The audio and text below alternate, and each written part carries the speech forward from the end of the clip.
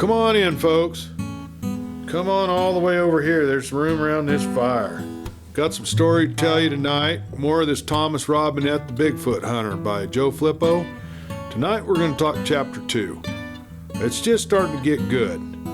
And I think if you sit down and relax, you probably are going to like this story. So I'm just going to get right on into it. Like I say, this is chapter 2. Now I know you've probably heard all of my questions 100 times or more before, Louis began. So I appreciate your candor and your patience with me. Now I realize this is old news to you, but I'm trying to catch up to speed on these creatures. I invited you here tonight so that you would get your answers, Thomas replied. And I am also learning with each conversation I have.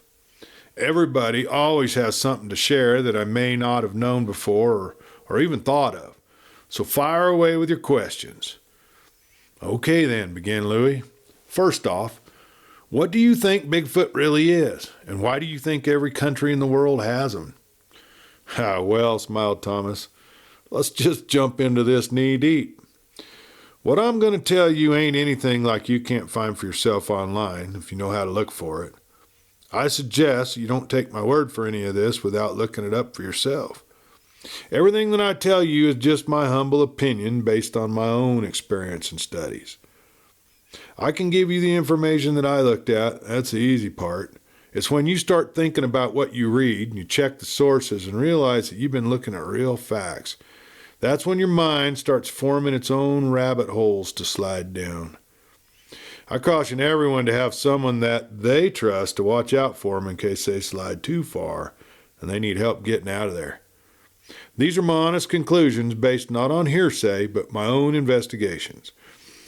I believe that they are on every continent in the world because it's my opinion they probably evolved before the land masses began to separate.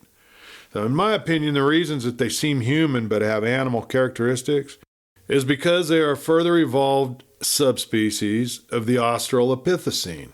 I believe that if evolution is to be taken as fact, then their ancestors split from the ancestors of humans and chimpanzees long before the other two split apart. If you look up a pre-human animal called a Paranthropus boisei, you will see a creature that is very similar to these creatures in appearance, but they're only about 5 feet tall or so. However, if some of these animals are as an evolved descendant of this Australopithecus, or even a hybrid of it, and maybe some currently unknown subspecies that was near enough of a relative to interbreed, then it would make sense if the creatures had to grow stronger to hunt. See, there are theories floating around that these Sasquatch could actually be the original primate species on Earth, and that as the continents drifted apart, they were separated and adapted independently to become gorillas and chimps and bonobos and billy apes, etc. In Africa, rock apes in Vietnam, orangutans and orange pendeks or yetis in Asia, and yowies in Australia. It's my opinion that these modern governments have studied them and that they are a relic cousin to humans and they can't be controlled. So they deny their existence rather than admit that they can't control them. I also believe that these national parks were created by the Department of the Interior to set aside natural habitats for them, more than to preserve nature for the citizens to enjoy. I believe that they are a flesh and blood creature, just like humans are a flesh and blood creature. I don't believe that they are aliens, metaphysical, or psychic. I have witnessed the fact that they read nonverbal body language very well. I also have witnessed that they're understood spoken language and that they have a proto-language of their own. It's very similar to the whistles and tongue-clicking languages of native tribes in Africa. What I don't know is if the different troops or family groups have a common language. Now, their language seemed to be one of more intent with specific words. However, I could be wrong with it. Why do you think that they hate humans so much, Louis asked, or at least seem to not want to associate with humans? What are humans to them? Thomas asked rhetorically. I don't think they care any more about humans than humans care about a crow or a squirrel or a raccoon. It's human arrogance that makes us see them as the constant aggressor. Think about this. What if they walk up on a human and the human scares them? Fear and hatred have the same facial expressions if you don't know what the emotions are behind the reaction. I've had people tell me that they saw this creature and it looked like it wanted to tear them apart, but it just stood there like a statue. Now, after a period of time, the creature walked behind a hill or down into a ditch, and they heard the loudest and most terrifying screams, and it scared the witness so bad that they refused to go back into the woods. Now, in my opinion, the person's perspective was that of a victim, where Bigfoot wasn't being an aggressor, but was terrified of the person. Think about this. The Bigfoot saw a human where a human wasn't expected to be. The animal was terrified and froze in place out of fear. He or she believed that the human was capable of doing as much damage to it as the person thought that the Bigfoot could do to them. After a period of time, the Bigfoot realizes that the human's not going to be aggressive toward it, so it walks back the way it came. It gets out of the line of sight with the person and releases all of its pent-up emotion with either one loud scream or a series of them. The animal waited until it got out of sight of the human because it felt that if the human saw it act out, it may attack the Bigfoot out of self-preservation. Now, that's one way of looking at it. Now, if you look at these creatures as some kind of archaic human relative, well, why do you think they harass humans and their property? Louis continued with his questions. Well, I believe that the majority of the harassment done to people are mainly older juvenile males and females. Think about yourself back in your high school days. If you had a group of peers that you ran around with, it was natural for you all to try to outdo each other. Now let's apply this to the young boogers. Let's say that there are 4 young males running around looking for something to entertain themselves with. In their annex, they come across a farmhouse that has lights on inside. It's dark outside. So they're able to look inside similar to the way humans look inside a lit-up fish tank. Follow along with me on my thought path for a minute if you don't mind. Let me say that Booger 1 tells the others to watch him, and he walks up and he slaps a mailbox outside. Now Booger 2 tries to outdo Booger 1, so he walks up and pushes open the front gate. The gate squeaks, and they're afraid of getting caught, so they run back into the woods. Now let's say that nobody inside heard the gate squeak, so Booger 3 looks at the others as if to say, well, that ain't nothing, watch this. And he picks up a rock, and he throws it onto the metal roof, making the roof rattle as the rock rolls all the way down. Now Booger 1 and Booger 2, not wanting to be outperformed, they also begin throwing rocks onto the roof. Watching them this whole time, Booger 4 decides to outdo all of them. So he runs up and jumps up onto the porch and rattles the doorknob. And then he runs around to the window and looks inside to see the people inside with these worried expressions of anger on their face. So he runs back to his buddies, tells them they're probably in some deep trouble, and they run off, escaping their punishment. On the other side of the situation, you got a family inside their home minding their own business, and all they know is that there's Bigfoot outside harassing them. They hear the rocks hitting the roof, followed by a booger rattling the door as if he was trying to get inside. And then he looked into their window to see who was in there. The humans may even think that they're in mortal danger, stay up all night in anticipation of an attack that's never going to come. You see, we all think the worst of those that we don't understand. Their thinking is different from our thinking. It's kind of like when the Europeans came to North America. Their culture was different. When Europeans were telling you the truth, they looked a person in the eyes. Now, in Native American culture, if you looked a man in his eyes, it was perceived as if you had no respect for him, thought he was a liar, or you were threatening him with a display of dominance. So if you were respected by a Native American, they looked past you across your shoulder. This is just one example of how a misunderstood cultural norm caused unnecessary conflicts. People and boogers can be the same. Why do you think that there's so many conflicting reports of how Bigfoot acts? Louis' next question. Well, if they're like humans, then they have complex thoughts and personalities. They can't be stereotyped like other animals can be. Now, these animals are like humans in their rudest, most uncivilized state. They don't have the ability to control their temper tantrums any more than a 3 or a 4-year-old child has. The difference is that they're an 8-foot, maybe 800-pound child throwing a temper tantrum. They live by the law of nature, and they can be very vindictive. If you hurt one of them, they will kill you. If you kill one of them, they will kill 5 humans for each booger killed. They also have the capacity to be compassionate and sympathetic. The internet is flooded with these actions that people swear is proof that these animals are benevolent forest people. That's a load of horse crap if I ever heard any. They look at humans kind of in the same way as a wolf looks at a coyote. If a wolf is eaten and runs into a coyote at a watering hole, 9 times out of 10 that coyote is safe around that wolf. They're both canines. They're both predators, and they don't always compete over resources. They can tolerate each other's presence as long as each animal remains respectful of the other and keeps a healthy distance. However, if that wolf ain't eaten in a couple days and can't find anything else to eat, that coyote's in trouble if that wolf catches him. That wolf's going to eat whether that coyote likes it or not. Bigfoot and people are very similar in that way.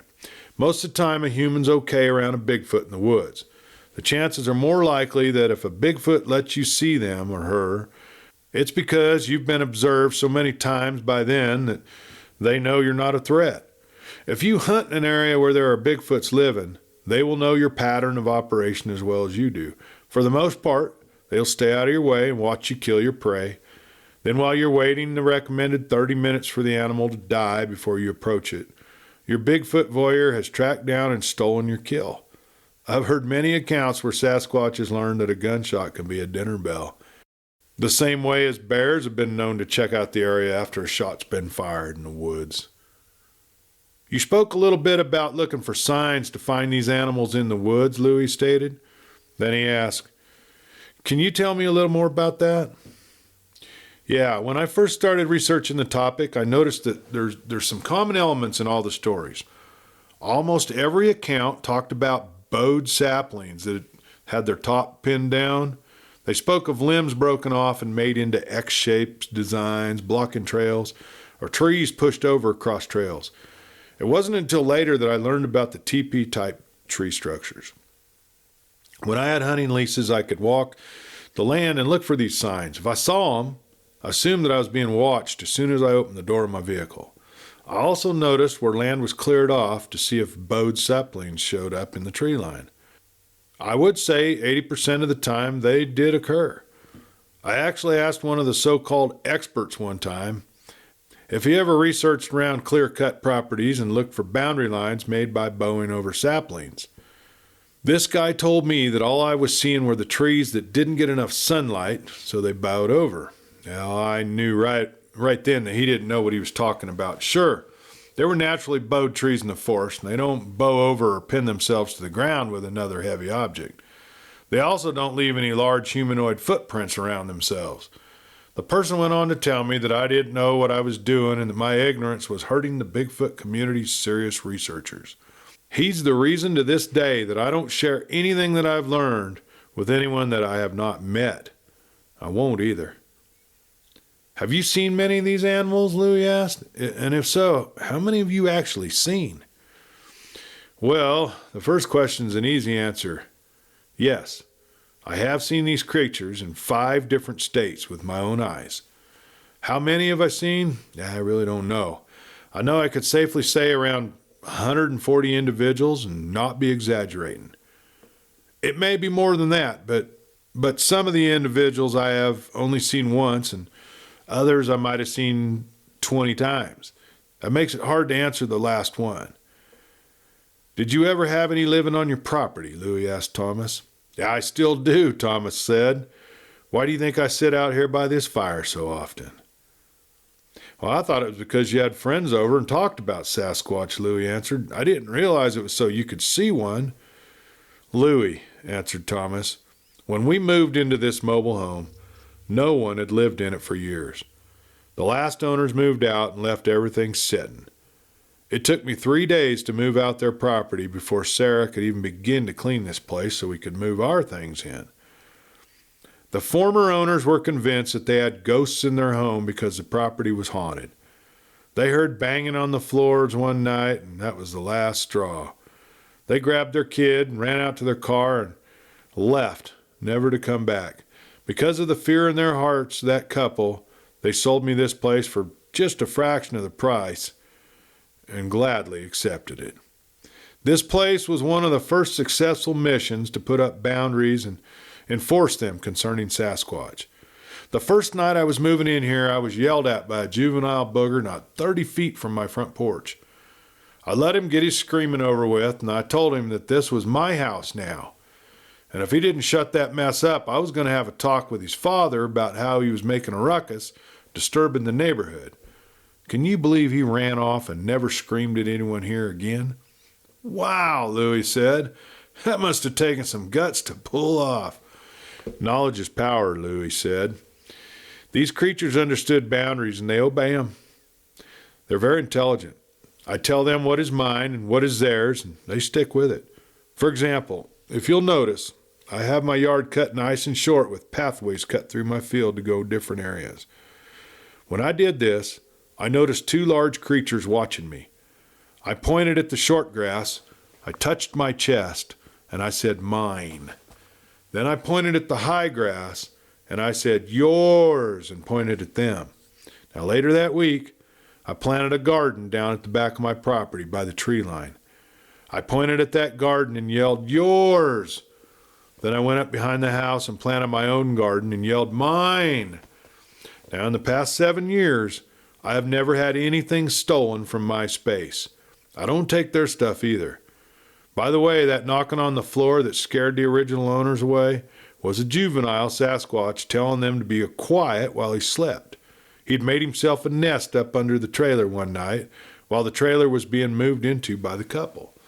Now, doesn't that sound like a human kid building a fort to play in? Turns out that it was the same one that screamed at me the first night. Amazing, exclaimed Louis. That young male is now a matured adult and hunter for his troop, continued Thomas. But even now he treats me with the same respect that he treats his elders because I showed him that I was an alpha male when he was still trying to figure out if he was or not. He ain't the only juvenile around here either. He has a younger sister who is about on the same development level as my 2 8-year-old boys. I know she's a female because I've seen her around here multiple times. She's very curious. She's attached to the boys. I think it's because they're the only children around here close to her age, and she gets lonely. She has been known to separate out our trash by color and texture, and to leave her dirty nose prints on the boys' window when she looks inside to see if they're sleeping in their room. And she borrows their toys for a while, and then she'll return them. I remember that the boys had me buy them a large orange sponge ball a few years back. They spent the day kicking it around and throwing it at each other and having a blast with that there ball. The next evening, they forgot the ball and left it outside. When they got ready for school the next morning, they went outside to get their ball. It was gone. For nearly 2 weeks, they hunted for that ball and they couldn't find it. 11 days later, that ball was returned to the exact same place it had disappeared from. It was sitting there like it had, except when the boys went to pick up the ball, there was a huge chunk bitten out of it, about half the size of a softball. Their little booger friend had bitten into that ball like it was an apple or an orange or something similar, but get this, when she returned it, she replaced the plug that she bit out of it and sat the ball down on the plug so the boys couldn't immediately see that she'd damaged their ball. Is that incredible or what? Well, I don't know what to make of that, to be honest with you, Louis said. That is incredible. Do you ever hear vocalizations out here at night? Louis continued. More often than not, I'd have to admit, answered Thomas. I have 2 really good Bigfoot buddies that I keep in contact with. One's a biologist and a conservation officer, and the other's a tech genius. When we first moved in, every evening around dusk, it sounded like someone opened the gates of hell and let out something that gave the loudest, most horrific screams. I actually recorded them, sent several recordings from several days to both of them for their opinions on what they thought that the sound was coming from. Now, they were as confused as I was at the time, so we made up a plan to meet and go booger hunting. The day that they came, they arrived around 6 o'clock in the evening. I'd taken pictures of some knuckle tracks and footprints, was showing them the locations of the prints. We'd only been walking around in the wood line for about 10 or so minutes when the screams cut loose. My biologist friend looked at the two of us and said, "What in the hell was that?" I told him the real-life version of the recording that I sent him that sounded like hell opening up. He told me that he didn't have any idea what that was, but he hoped that he didn't piss it off. My tech buddy felt in his pocket to see if he had his recorder running, but he'd left it inside his Toyota. When the screaming stopped, after about 3 or 4 minutes, my biologist friend asked me if he could make a call that he had heard another researcher make. I told him to have at it. Now, he screamed back in the direction where the original sound seemed to be coming from. Nothing answered him. About 15 minutes, we loaded up and went about our night. When we returned early the next morning, Sarah told me that she'd heard something move in the garbage can while we were gone. I should see if a neighbor dog had torn out our garbage.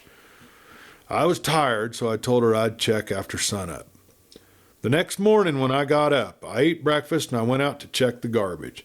It was fine, but my toolbox in the back of my Dodge was forced open by something with big, greasy hands, strong enough to break the lock on the toolbox. "Well, that's wild," exclaimed Louie. "Does stuff like that not scare you and your family? I mean, these things are so unpredictable and all. Ain't you even scared a little bit?" "Well, Louie," Thomas answered, "my grandfather always told me that a man chooses his greatest fears. He gives power to his greatest fears by thinking about them. Then he finally gives in to his greatest fears and lets them control him. He also told me that many of a man's greatest fears never come to reality without the man's help. Now I've decided that I'm going to live my life as best as I can. I'm going to learn all that I can about them and try to coexist with them. On my journey down this rabbit hole, I have learned many things. I may not be able to understand everything that these creatures do, but I have learned enough to make pretty good educated guesses about them, and that has let me survive to this point. In my experiences, I've learned that most of these things just want to live their lives in peace and quiet. They will more often than not observe a human without any human ever knowing that they're there. For example, I believe that the first female that I saw in Texas knew me well enough to know that I wouldn't be a threat to her baby. Otherwise, I would have never had the chance to see it. I think when people see these creatures, it is the creature showing himself or herself to that person to see the person's reaction. Never kid yourself into thinking that you're in control of any situation where you are interacting with a booger. You survived to tell the encounter because they let you. There's enough missing person reports from national forest areas and wildlife management areas that provide proof that not all encounters are docile. Like Daddy always told me, there's always one idiot in the crowd. If you look around and don't see one, it's probably you. Well, both men chuckled as Thomas halted to take a drink from his coffee mug. "You seem like you have everything figured out. Like you have all the answers that you need," admired Louie. "I sure wish I had that comfort." "Oh, don't let this pretty face fool you," Thomas smiled. "I admit that I'm a pretty intelligent on these here boogers, but I ain't anywhere close to where I hope to be someday. It's all a journey of discovery. Where you are now, so I was once. Where I am now, you or anyone else can be with time and effort. Some of my best memories outside of my family memories revolve around helping others and the friends that I have met since I began this journey. Now, as you can see, my wife ain't so interested in this here subject. She's a city girl who thinks Central Park downtown is as close to nature as she needs to be. She gets to entertain mostly the spouses of my guests. They have a great time playing cards or holding babies or watching movies or having a game night if there's a lot of kids around. I always make the get-together family friendly. No alcohol, no unnecessary swearing, and no bullying, and usually we have some kind of food to eat. Those who feel inclined to bring something along can, but it's not mandatory. Everyone at my fire is equal, regardless of race, religion, politics, or social status. Right where you're sitting now, there was a guy who flew over from China to sit in that very same spot for the same reason why you're here. He had heard me speak on one of the podcasts that invited me on, and he wanted to pick my brain one-on-one. He offered to give me $20,000 to have my undivided attention for 4 hours.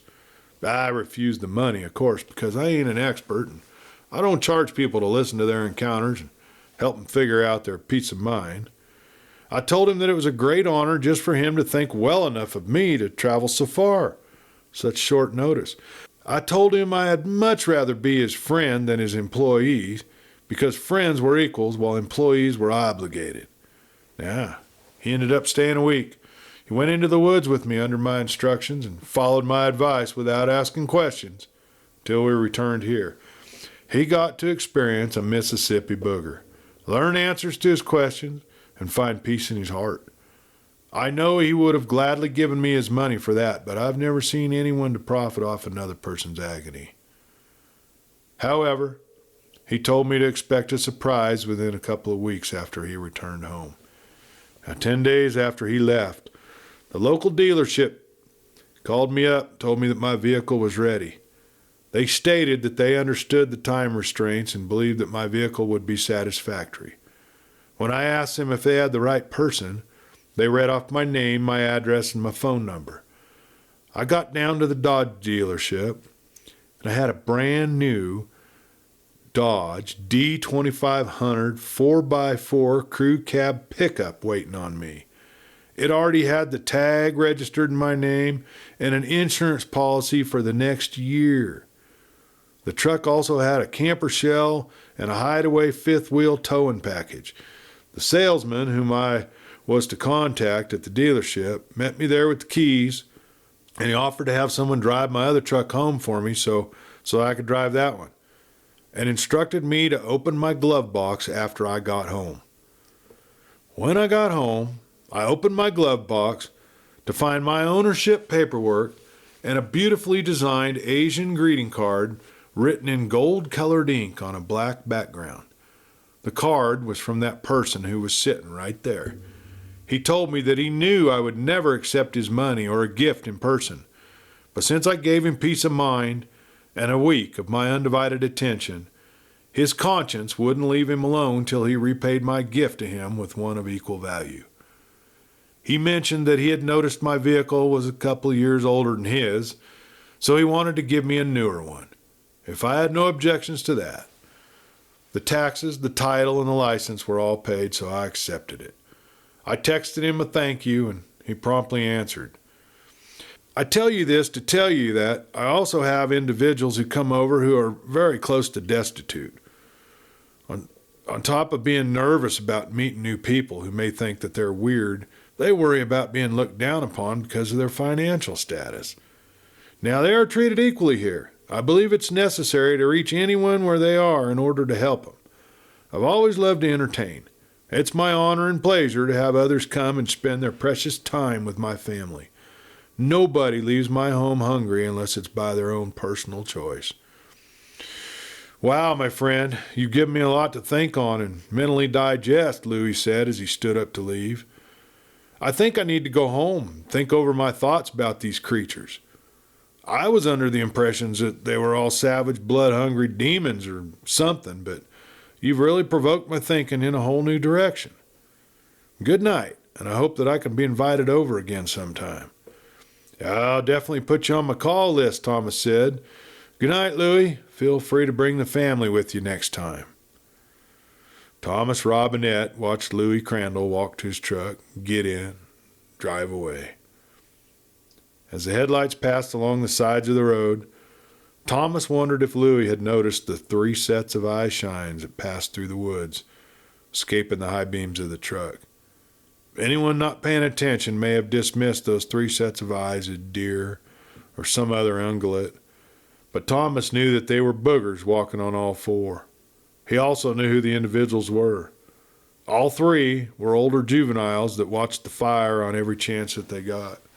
He remembered the first time he saw them gazing at the campfire. It was in the early fall, just like this. Sarah had taken the boys and gone to visit her dad.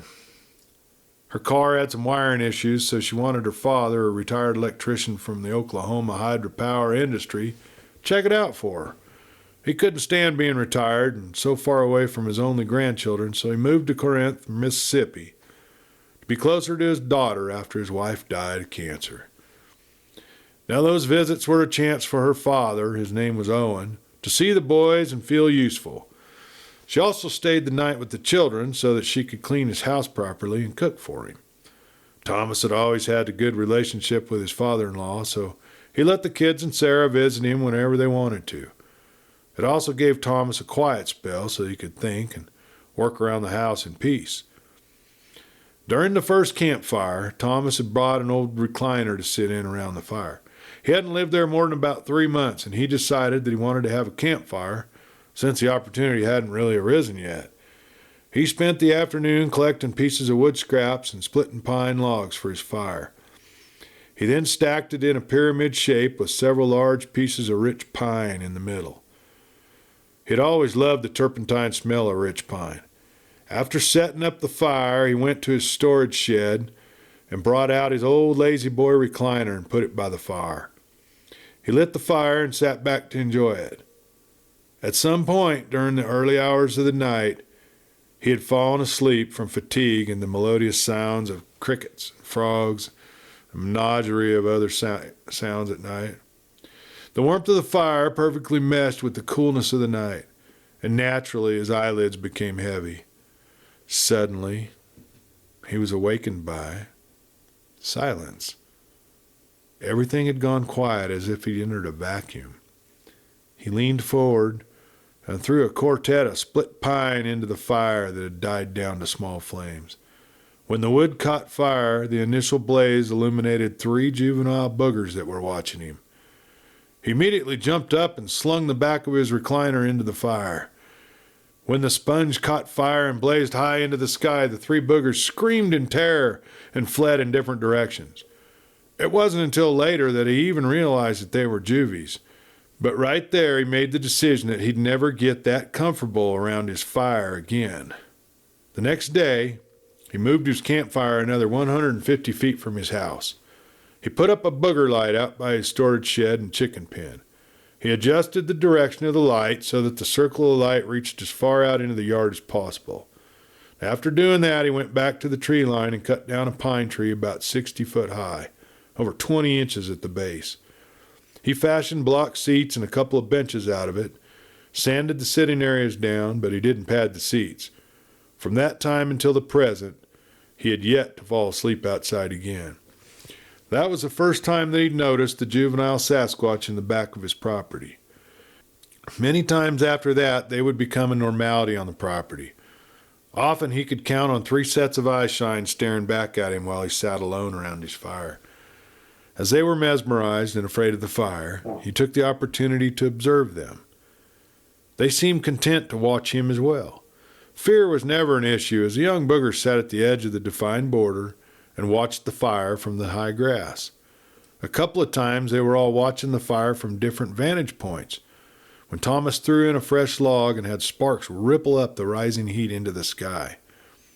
Those times the trio's curiosity drew them out of their attention in the boundary. They stepped out and they watched the sparks in a way that reminded Thomas of his children watching fireworks. After seeing them repeatedly return to his fires, Thomas decided to try to initiate interaction with the younglings through music. First, he guessed their general development stages. Seeing how the youngest one was pretty small, he thought about what types of music his sons had enjoyed at their toddler stage. He found some Baby Einstein CDs that were laying in the back of his collection case and an old CD player. He took it out to his next fire and began playing one of the CDs before he even saw either of the juveniles appear.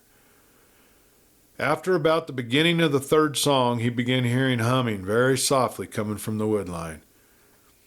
He played that music quietly until late into the night. Now during the next fire, he played slow country music. There was a greater beat presence in this music created by the drum accompaniment. This seemed to energize him. He played this music until close to midnight when he had decided ahead of time to go inside. Once he turned off the music, the older 2 juveniles began complaining by shaking saplings and groaning loudly. As he picked up the CD player, one of them began whimpering like a puppy.